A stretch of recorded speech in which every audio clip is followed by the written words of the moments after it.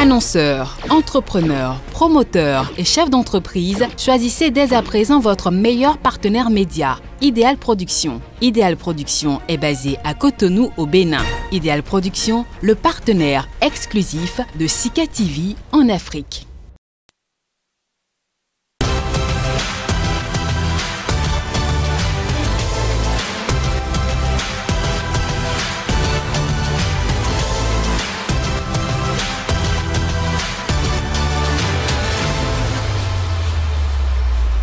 Bienvenue, mesdames, messieurs, et merci pour la confiance renouvelée.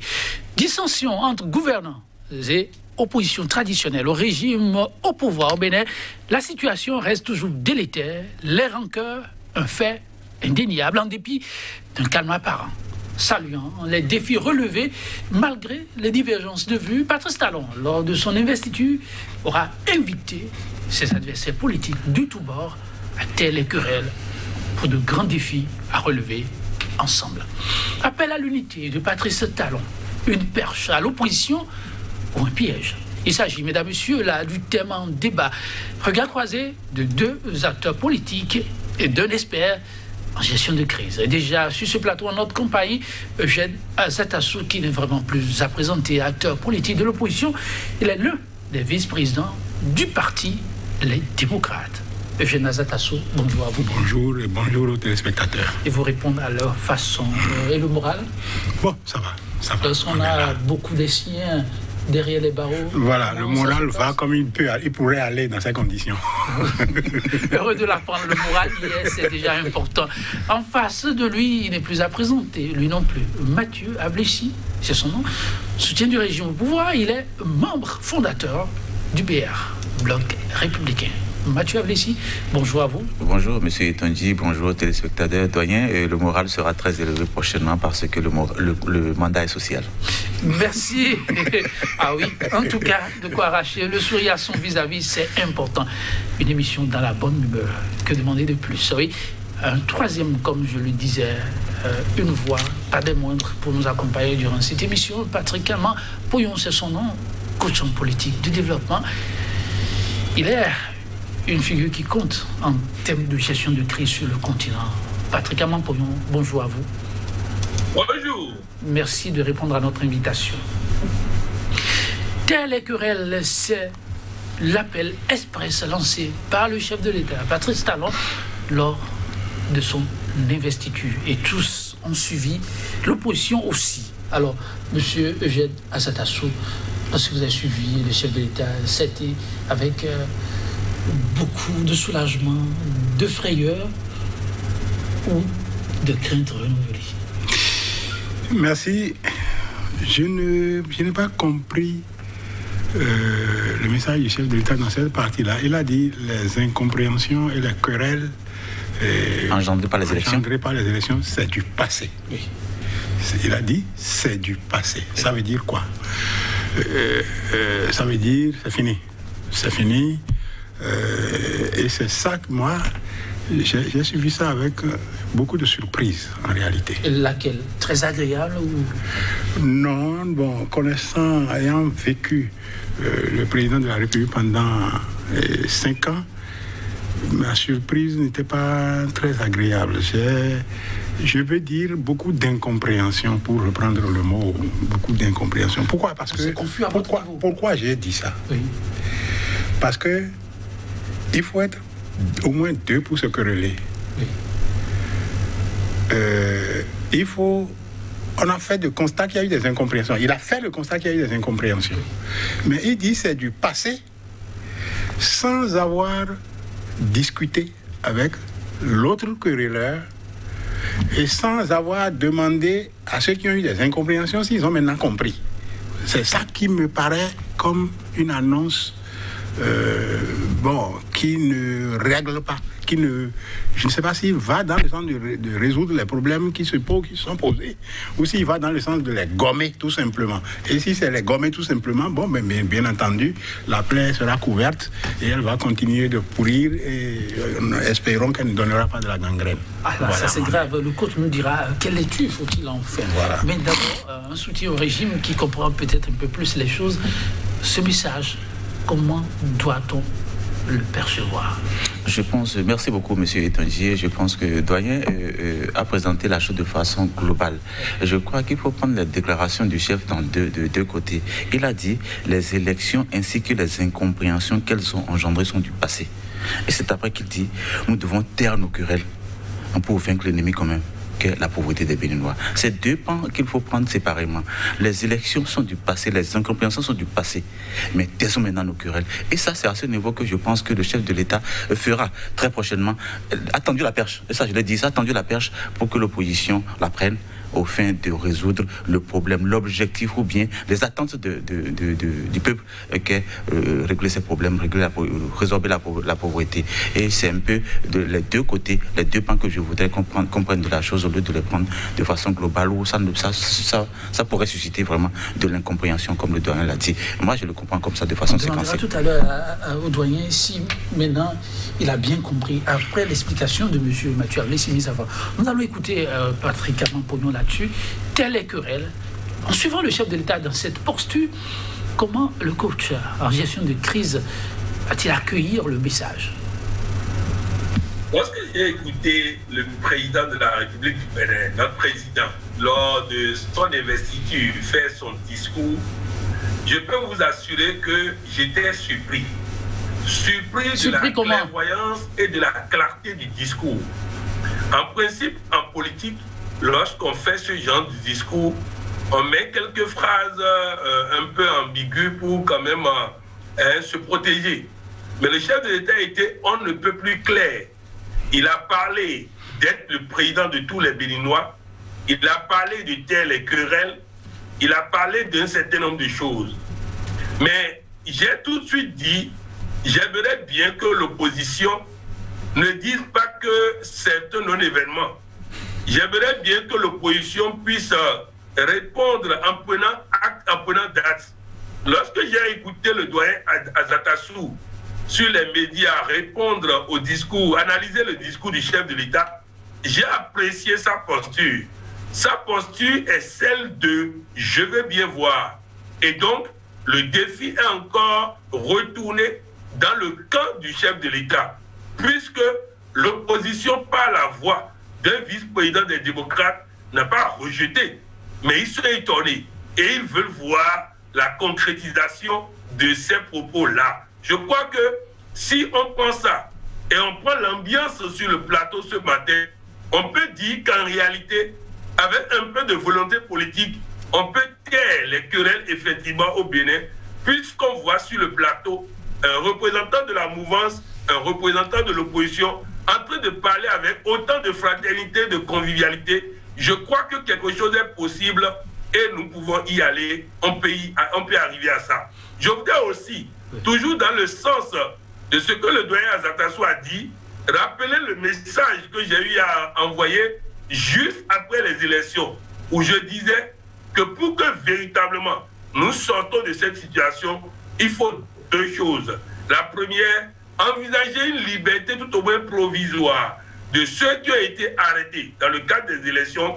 Et la deuxième, créer les conditions pour que tout le monde participe aux prochaines élections législatives. Je crois que les discours du chef de l'État, comme les propos du doyen Azatassou, vont dans le même sens. Les querelles sont passées. Faisons en sorte que les élections à venir ne soient pas objets de querelles encore. Merci, Patrick Amampognon. Oui, je le disais tout à l'heure, en suivant M. Mathieu Ablé, l'incompréhension est-elle dissipée désormais? Bon, j'ai mieux compris ce qu'a développé le coach Amampognon. Disons que c'est un président que j'ai pratiqué pendant 5 ans quand même. Oui. C'est un président pour lequel il y a eu 3 élections, les élections législatives en 2019, les communales en 2020 et les présidentielles en 2021. On a tout fait au niveau de mon parti, en tout cas, de mon parti avant et de mon parti actuel. On a tout fait pour participer à ces 3 élections en remplissant toutes les conditions légales.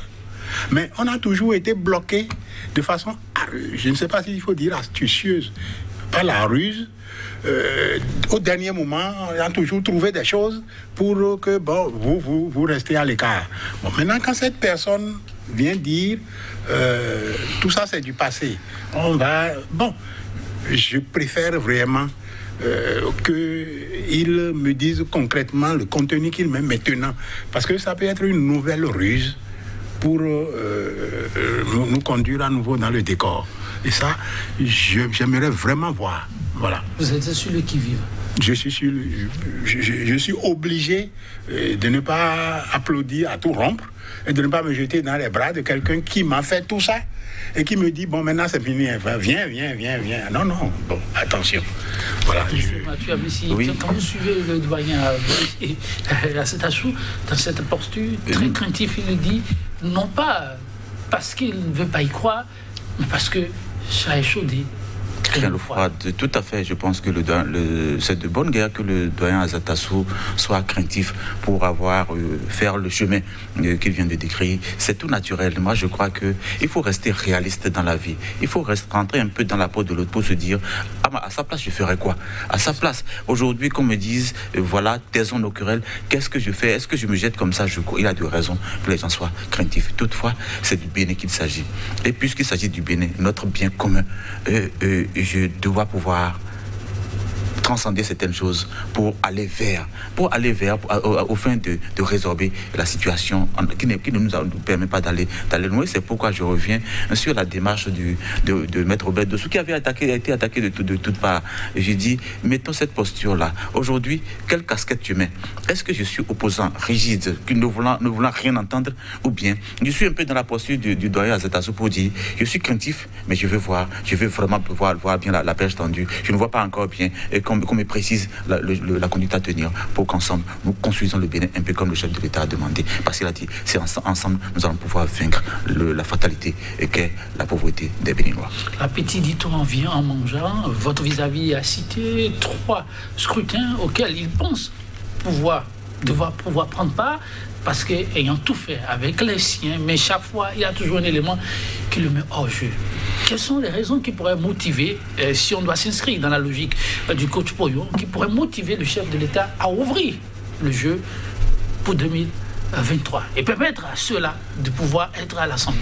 Je ne suis pas dans le fait de l'action, je ne suis pas donc aux opérations de la gouvernance, mais je pense que si tant est qu'on se rende compte que, chemin faisant, que c'est un peu ces éléments que les amis d'en face n'avaient pas intégrés dans le processus de réforme qui les recalait, de leur part, ils doivent pouvoir les corriger, et de notre côté aussi, donnons-leur les informations qu'il faut pour qu'ils les corrigent, au fin qu'on n'organise plus des élections chrysogènes. Et ce faisant, je crois, les craintes vont se dissiper, les élans vont se remodeler pour que, ensemble, nous construisons ce pays, parce que c'est du Bénin qu'il s'agit. Et je sais, le chef de l'État, voulant bien faire les choses, antérieurement, on trouvait que notre démocratie avait des difficultés.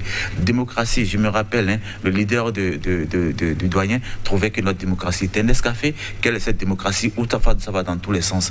Celui-ci veut corriger. Il n'est pas parfait. L'élan n'est pas... L'élan, on observe. Mais le chemin, c'est difficile. On a beau planifier les choses, chemin faisant, il doit y avoir des coquilles. Et je pense que les réformes ont certainement des coquilles. Parce que le président Talon n'est pas Dieu. Il a beau vouloir bien faire les choses, il n'est pas Dieu. Il peut y avoir des coquilles. C'est en face, les amis d'en face qui vont dire, vraiment ça ne va pas, on a trop subi. Voici un peu ce qu'il y a. Et voilà les propositions que nous faisions pour que nous mettions ensemble au fin de construire ce pays. L'annonce faite, quelle aurait été la démarche éventuelle du Parti Les Démocrates pour une tentative de pêche saisie? Non, je voudrais... Il y a une chose sur laquelle je voudrais revenir, parce que ça revient trop. Vous n'oubliez pas ma question. Ça revient... Non, je n'oublierai pas votre question. Ça revient trop. Qu'est-ce qui revient trop?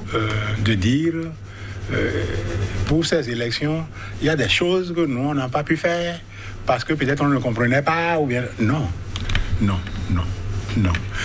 On passerait peut-être toute une émission à parler de ça, mais pour ces élections, il y a eu une volonté délibérée de nous écarter. Je donne l'exemple des élections législatives. On a fait tous les dossiers pour le certificat de conformité. Tout. On n'était pas d'accord avec le certificat de conformité. Mais comme c'était la règle, on a tout fait. Tout fait. Et au dernier moment, pendant que tout était bon, puisqu'on nous a fait corriger, le ministère de l'Intérieur s'est tué, a laissé passer les délais, et on s'est retrouvé hors délai parce qu'il n'y avait pas de réponse. Donc, c'est délibérément que ça a été fait. Les communales, on nous a pénétrés, on a essayé de nous diviser, on nous a divisés, et à un moment donné, nous autres, nous avons dit, sur le conseil d'un certain nombre de sages et d'autres, on a dit, bon d'accord, on fait le jeu jusqu'à la sortie des élections. Et on s'est mis ensemble, on a fait tous les dossiers ensemble. Mais le jour du dépôt, nos camarades se sont retirés avec les dossiers et ont extrait nos dossiers. Donc, ce n'est pas qu'il y avait des choses que nous ne comprenions pas, qu'on n'a pas pu bien faire, non. Au présidentiel maintenant, bon, là c'est encore plus criard si je devais en parler. Donc, je pense que non. Ce n'est pas que il y a des choses qu'on doit nous expliquer, des choses qu'on n'a pas pu faire, ce n'est pas ça. Il y a une volonté délibérée. Et c'est le même qui a eu cette volonté qui est en place, avec pratiquement le même gouvernement. Vous comprenez? Et par conséquent, il n'y a aucune raison que moi je me dise, bon, maintenant les textes seront clairs, on va m'expliquer ce qu'il faut, et puis après, on va me laisser. Non. Je pense que nous, on va faire quelle démarche nous aurons à faire? Il vient de parler. Oui, il vient de parler. Vous avez vécu beaucoup de choses. On a vécu beaucoup de choses. Vous ne vous laissez pas traumatiser. De façon délibérée. Oui. C'est ça qui est plus grave. Ce n'est pas des choses. On va maintenant. Bon, je vais m'asseoir avec mon monsieur Mathieu. Il va dire, ah non, ce test-là, c'était comme ça, vous n'aviez pas. Non, c'est pas ça. C'est pas ça, non, c'est pas ça. Du tout pas. Non, pas du tout. Ça a été fait délibérément. Et qu'est-ce qui fait maintenant que celui qui a fait ça délibérément devient tellement... ne regrette rien et dit c'est du passé. Et moi, je vais maintenant courir. Et je vais maintenant me demander, moi, qu'est-ce que je dois faire pour que, effectivement, je vais considérer qu'il y a une main tendue, qu'il y a une perche. Mais, j'ai peur que, en tendant maintenant ma main pour qu'on me la coupe, ou qu'on me la scène un coup. Non, parce que tel que les choses se sont passées, il n'y a que ça que je peux... Mais bien sûr, c'était le chef de l'État avant. Mais cette fois-ci... C'était le chef de l'État avant. Est-ce que vous croyez à la mutation des choses et au changement de l'être humain? Oui, bien sûr, bien sûr. Et à ce niveau de responsabilité, qu'on peut avoir un temps d'arrêt et observer les choses de près et dire on peut faire autrement. Oui, mais il faut m'en donner le gage. Il faut m'en donner quelques éléments que je puisse comprendre. Maintenant, parce que je ne crois pas non plus à la génération spontanée. Le type qui a fait son calcul, qui a dit, bon, ceux-là n'iront nulle part, et qui a posé des actes. Maintenant, il vient dire, non, venez. Ça me rappelle la fable de La Fontaine, où le chat Raminagrobis dit aux deux rats, approchez, parce que les deux rats se battaient et ne s'entendaient pas. Et ont décidé d'aller se confier au sage, Raminagrobis, le chat. Approchez, je suis dur d'oreille, les gens en sont la cause. Et quand ils se sont approchés, croc, il les a croqués tous les deux. Donc, non, je ne pense pas, je ne crois pas à une génération spontanée, à une mutation de ce type-là.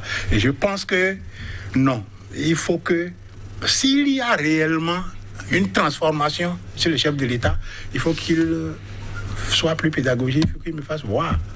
Sinon, il pourra bien comprendre que je ne puisse pas avancer la tête. Parce qu'on peut m'asséner un coup, autre coup. Oui. Voilà. On peut aussi vous comprendre. Mais que peut-il faire pour vous rassurer, pour que c'est lui qui a fait tout ce qu'il a fait jusqu'ici. C'est à lui de se demander ce qu'il faut faire maintenant. Parce que moi, je ne peux pas dire à sa place. Peut-être que M. Mathieu et M. Avlessi mieux à sa place que moi, à la mienne, pour dire au chef de l'État ce qu'il faut faire. Puisque lui, il a dû suivre tout ça. Il a dû voir tout ça. Il a dû apprécier tout ça. Il doit maintenant pouvoir dire à son mentor, maintenant, il faut qu'on fasse comme ça, patron.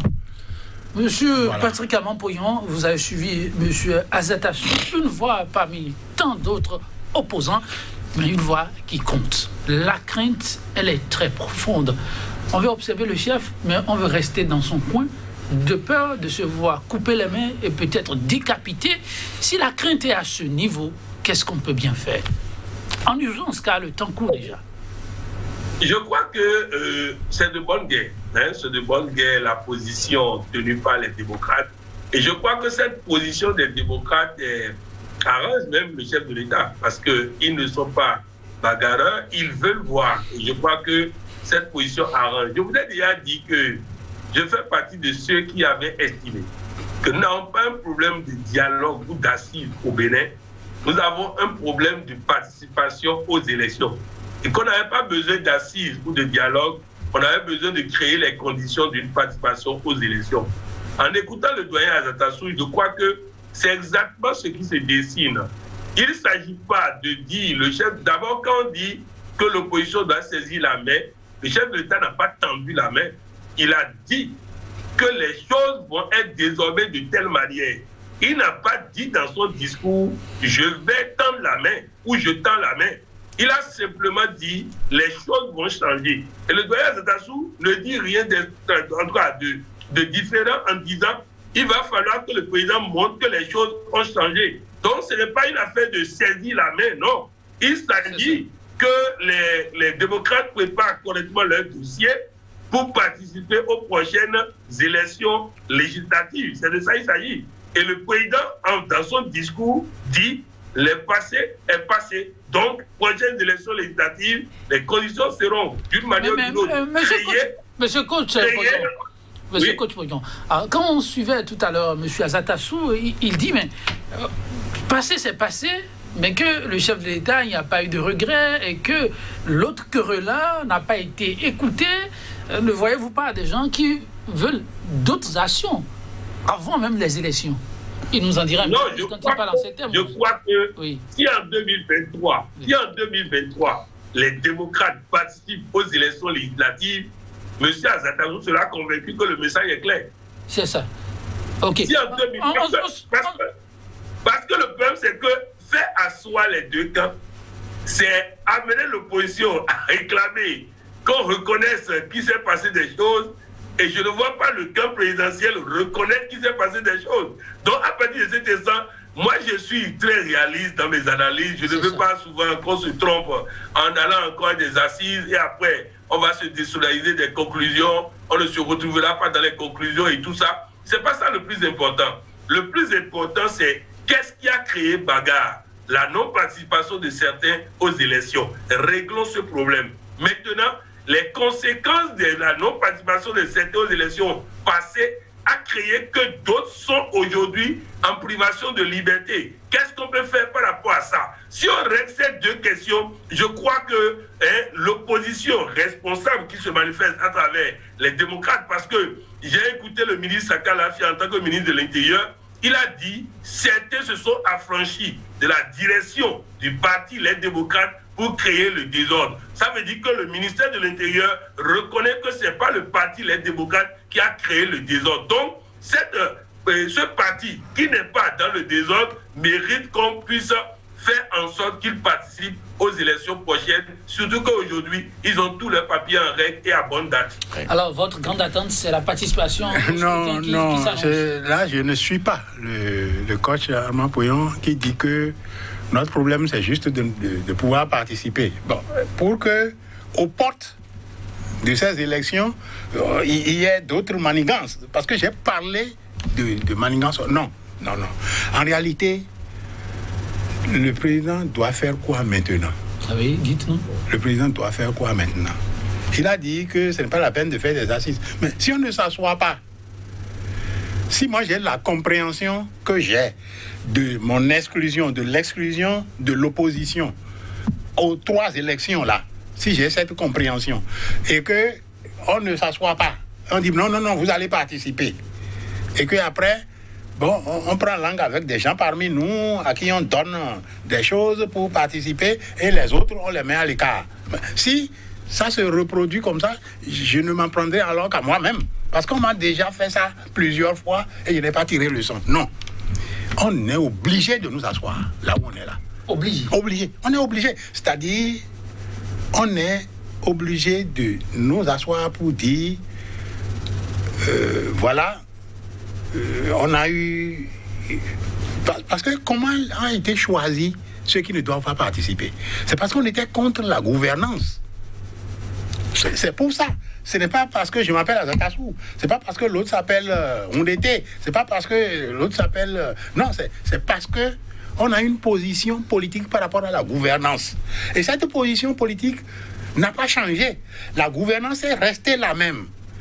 La gouvernance économique, politique et sociale. On est contre ça. Bon, par rapport à ça, si on ne se rassoit pas pour dire, bon, très bien, nous, on conçoit la gouvernance comme on l'a fait. Vous la concevez comme ça. Bon, maintenant, on va faire comme ça pour que nous tous, nous soyons dans le même état d'esprit pour ensemble construire le Bénin. Si on ne nous dit pas ça, comment on va accepter déjà en 2021 que, bon, comme le président a dit ça, en 2023, ça va bien se passer, donc on n'a qu'à tout simplement préparer les élections. Non, ça va être de la duplicité, tout simplement. Donc, on est obligé de nous asseoir. Et pour nous asseoir, oui, il faut créer les conditions. Quelles sont-elles? Les conditions, le coach a parlé d'une des conditions. Ah, c'est plusieurs. Ah, mais c'est plusieurs, puisqu'il a parlé des détenus. Il a parlé de ceux qui sont enfermés. Oui. Bon, il a dit de les libérer. Oui. Ça, c'est très bien, il faut les libérer. Vous souscrivez à ça? Hein? Vous souscrivez à ça? Ah, mais bien entendu, il faut libérer les détenus. Et puis les exilés.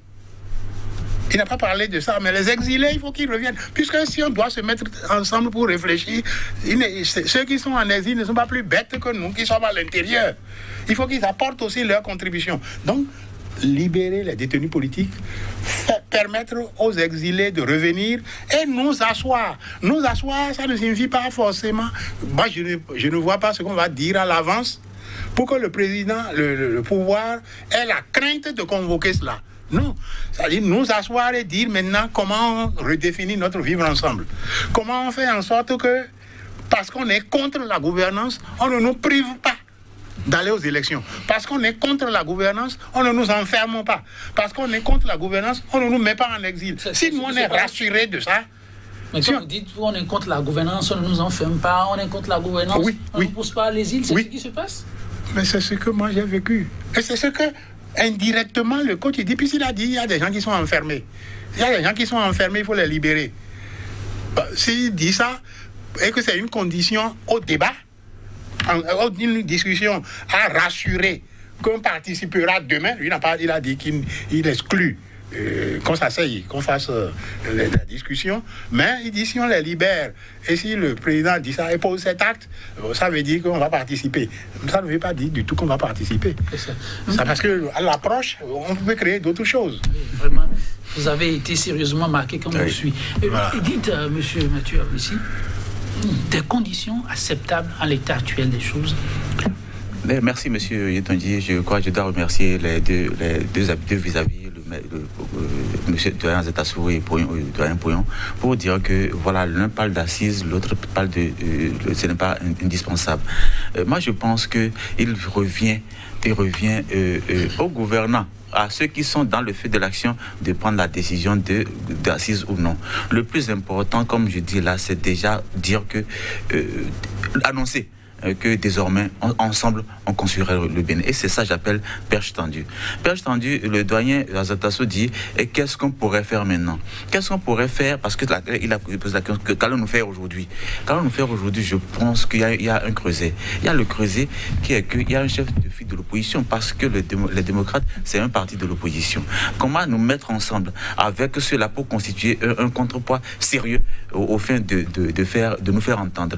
Ce serait, moi, je pense que ce qu'on va faire aujourd'hui, je le suggère de recruter, parce que le doyen Pouillon l'a dit, le coach Pouillon l'a dit la dernière fois, recruter Paul Roupé, qui est un des leurs, dans le creuset, pour qu'ensemble ils soient forts pour dire au pouvoir sur tel pan d'état de gouvernance ne sont pas d'accord. Chemin faisant, on pourra aller aux élections. Maintenant, parlant des éléments qui sont rentrés, qui sont rentrés en ligne de compte pour nous amener à ces querelles, voyez-vous, on ne voit pas toujours, on dit chez nous, et puis Ce n'est pas le point de chute que nous allons voir, mais nous avons trébuché où? Et si tant est que les éléments qui ont amené à écarter les démocrates ou X, Y des élections, c'est antérieur, allons vers ces éléments, constituons le contre-pouvoir.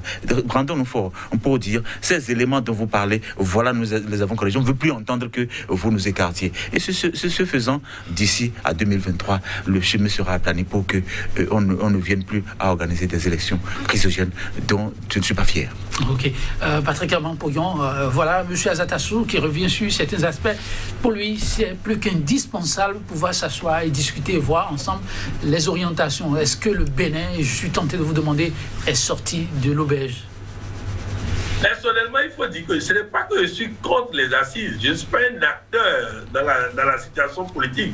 Je suis un observateur et un analyste, donc je ne suis pas contre les assises. Mais je suis en train de dire simplement, je ne vois pas le chef de l'État accepter et faire des assises. Et même si le chef d'État accepte et fait des assises, je ne vois pas l'opposition accepter d'aller à ces assises sans les conditions que M. Azatassou est en train de lister. Et je ne vois pas le chef d'État accéder à ces conditions-là. Donc, vraiment, moi, je veux simplement que nous puissions faire, comme on le fait en diplomatie, de petits pas dans la bonne direction. Mais si chacun veut tout en bloc, tout en un, c'est de tout en un que nous avons toujours voulu, qui a fait que 3 élections sont passées et on s'est retrouvé toujours en difficulté, à cause toujours de tout en un. Donc il va falloir qu'à un moment donné, on puisse trouver l'essentiel, le principal. Moi j'ai dit le principal, comme le doyen Azatassou lui-même l'a dit, c'est depuis 2019 où l'opposition n'a pas pu participer aux élections législatives. Maintenant, il y a des conséquences de cette non-participation qui est les arrestations et pourquoi pas des exilés éventuels. Moi je dis éventuels parce que le discours de l'opposition c'est exilé, le discours du chef de l'État et de son camp c'est des gens qui ont maillé parti avec la justice. Je ne vais pas rentrer dans ce débat, mais je dis simplement que ce soit des gens qui ont maillé parti avec la justice à l'extérieur comme à l'intérieur du pays, il est bon de faire quelque chose dans le sens de l'apaisement et ensuite que tout le monde puisse participer aux élections législatives à venir. Si au moins ce minimum peut être réglé, je crois que nous irons de mieux en mieux parce que déjà, comme je l'ai dit tout à l'heure, quand je vois l'opposition et la mouvance sur le plateau en train de discuter cordialement, ça veut dire que nous n'avons pas franchi une ligne catastrophique. On peut toujours trouver les voies et moyens. S'asseoir, je ne suis pas contre, mais je crains que ces assises-là ne puissent pas régler les questions de confiance qui vont permettre que les deux parties aillent à ces assises dans la confiance. Parce que si on parle d'assises, on va regrouper tout le monde. Or, tout le monde n'est pas dans la logique de discussion. Il y a des va-t-en-guerre dans l'opposition. Il y a des personnes qui sont prêtes à en découdre. Donc, comment on fait pour ceux-là? On les amène aussi à la table de discussion pour venir en découdre. Donc, vraiment, moi, je pense que le plus important, c'est de permettre à chacun d'aller devant le peuple afin qu'on ait une représentativité de chacun aux yeux du peuple. Et même si après ça, on veut discuter, on pourra discuter en sachant que tel groupe représente telle proportion de la population et mérite d'être prise au sérieux, prise en compte dans ce dialogue qui peut se mettre en place. Alors, M. Azatassou, cette opposition, qu'on suit, M. Poyon croit qu'elle n'est pas une, elle est plurielle. Oui. Il y en a de trop engagés. Je ne sais pas si c'est ça, hein, vous allez me dire. Coach Poyon pense qu'il y en a qui sont là rien que pour en découdre. D'autres veulent aller loin, construire le Bénin. Alors, dans cette pluralité-là, qu'est-ce qu'on pourrait bien concéder pour pouvoir aller de l'avant? Non, l'opposition est plurielle, c'est vrai, et c'est ça. Si on n'était pas pluriel, on serait un seul parti. Mais on est pluriel. Il y a des nuances dans les points de vue. Le point de vue commun à toute l'opposition, réelle, parce qu'il y a une opposition fabriquée qui ne donne des coups qu'à l'opposition, qui n'en donne pas du tout à la mouvance, ou bien c'est des pas feutrés vers la mouvance pour montrer quand même qu'on est de l'opposition. C'est comme si c'était entendu, avec qu'il faut quand même me donner quelques coups pour montrer que vous êtes dans l'opposition. Mais les meilleurs coups, c'est contre ceux-là. Bon, on peut dire aussi que c'est l'opposition, on verra bien. Mais sinon, ce qui est commun à toute l'opposition, c'est que la gouvernance à la tête de notre pays depuis 2016 est inacceptable. Elle sort de la ligne de la conférence nationale des forces vives de la nation.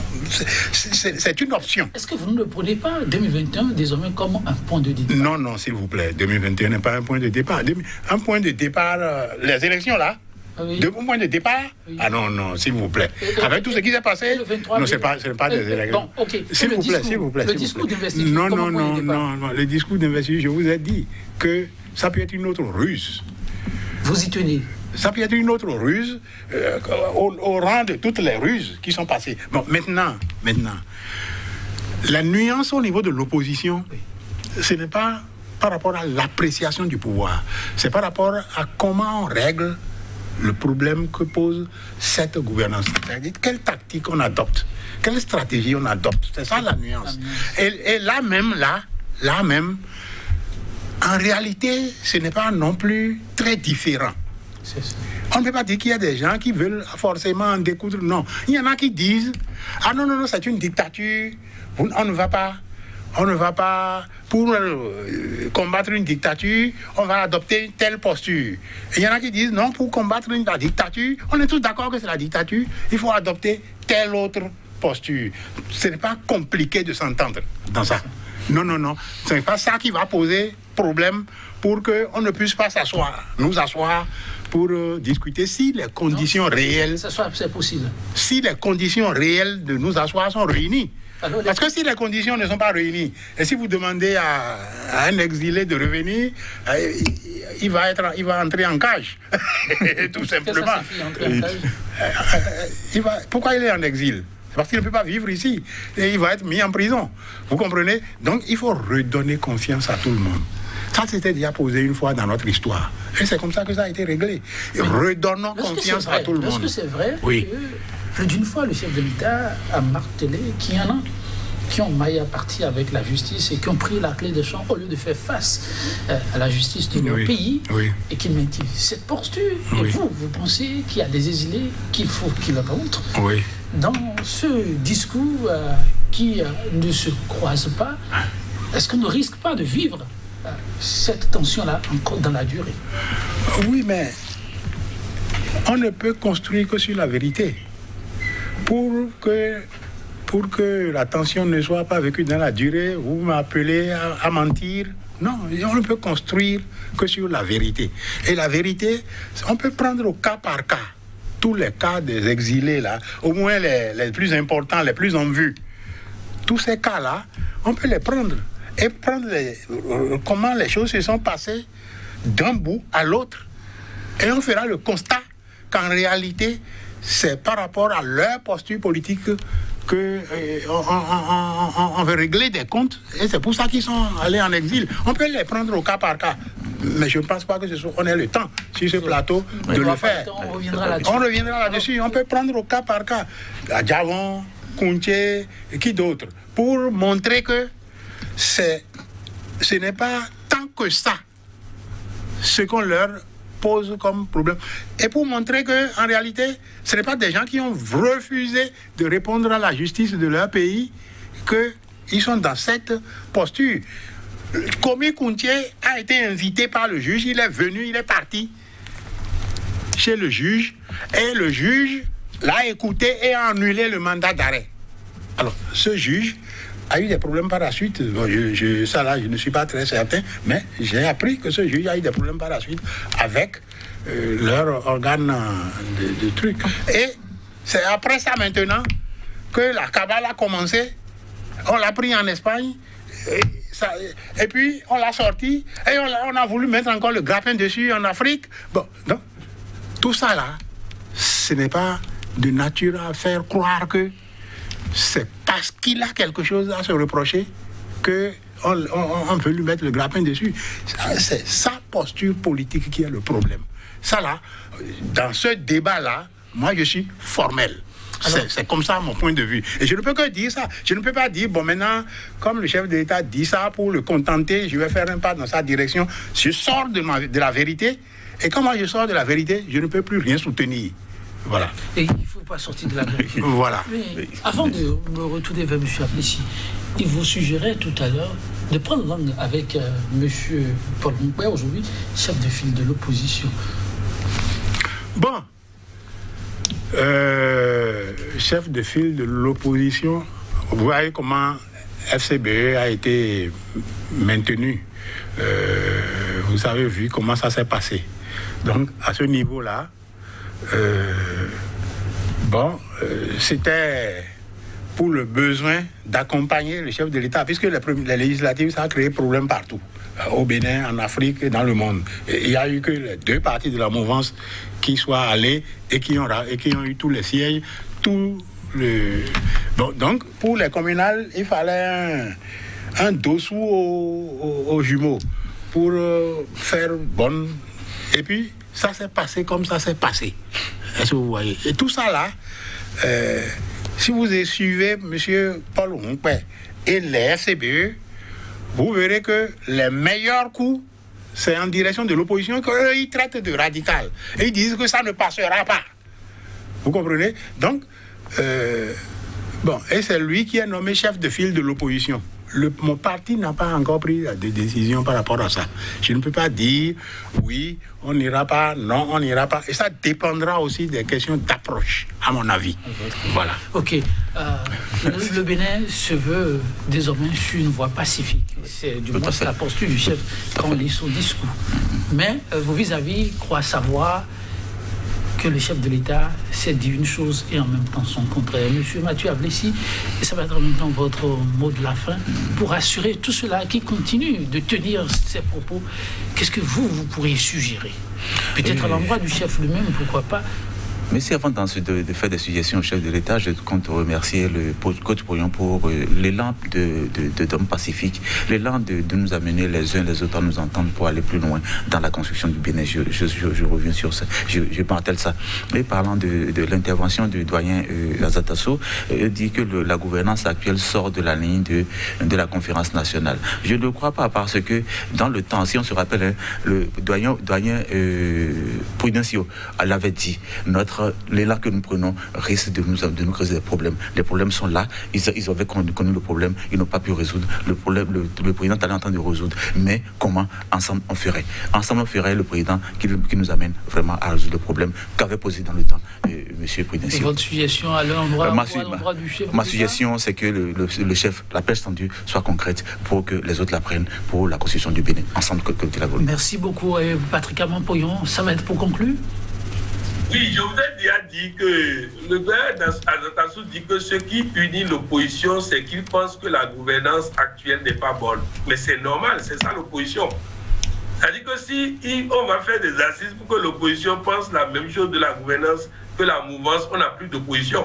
Donc on ne peut pas faire une assise parce que l'opposition trouve que la manière de gouverner n'est pas bonne. C'est le rôle de l'opposition de trouver que ce n'est pas bon. Donc je crois que ça là ne peut pas être objet d'assises. La deuxième chose, je voudrais que l'opposition donne, comment on appelle, le bon exemple en organisant les assises de l'opposition.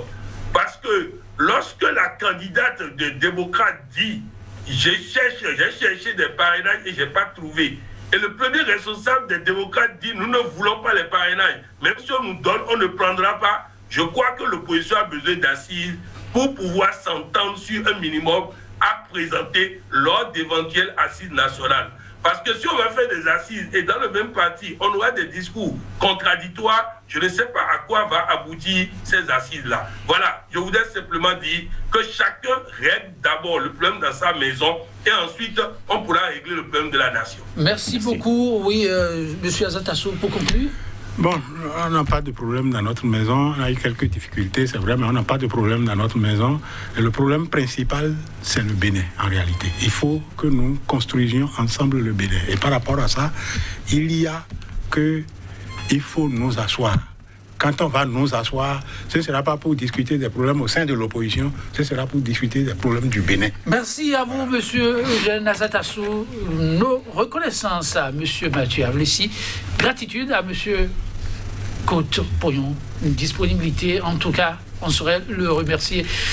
Chers téléspectateurs, merci d'avoir été des nôtres. On vous laisse en compagnie de Winston Churchill. Un pessimiste voit la difficulté dans chaque opportunité. Un opportuniste voit l'opportunité dans chaque difficulté. À très bientôt.